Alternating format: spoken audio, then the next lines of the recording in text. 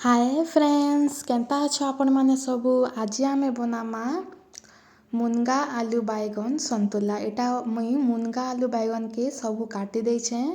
एबे आमे एटा के प्रेशर कुकर रे गोटे सीटी मरई देमा। देखो एटा में गोटे सीटी ही जस्ट मरई छे। इने नून टिके देली पानी देली आउ गोटे सीटी मरई देली।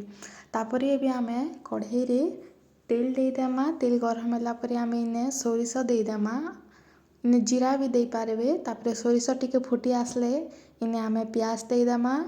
इने किछि भी मसला नहीं पड़े तो बिना मसला रे भी बहुत टेस्ट लागसी। एंता कर आपण माने संतुला बने कर खाइबे देहर लागी भी बहुत भल।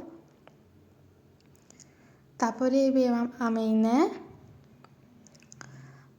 मरीच दे देमा। एटा होचे कच्चा मरीच। मरीच दे करी आमे प्याज के पूरा भल से भाजी देमा टिके रेड करी। मोर वीडियो भल लागले मोर चैनल के टिके सब्सक्राइब करी देबे, लाइक शेयर कमेंट भी टिके करी देबे। देखो प्याज भी भाजे हे गला। एबे आमे जिन पनीपरिया रखी थी ना सिजे करी सेटा के दे देमा आउ भल से टिके मिक्स करी देमा।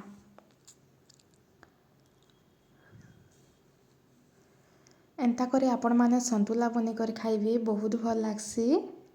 तापर एबे आमे इने स्वाद अनुसार नून टिके दे देमा। एबे आमे एटा के भल से मिक्स करी देमा।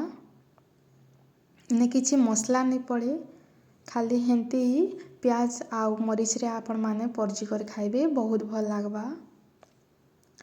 तापर एबे आमे इने अमूल पाउडर टिके पके देमा। अमूल गुण के एटा मुई पानी रे मिक्स करी देथिली गरम पानी रे आउ दे देछो। आपण माने जदि चाहेले गोरस भी दे पारबे। गोरस नहीं थाई आमने तो मुई सेति लागी अमूल गुंड के दे देउछे। तापर देखो एटा टिके मझिरे मझिरे घांटी दउथिबे जेंता पानी सुखला पर्यंत।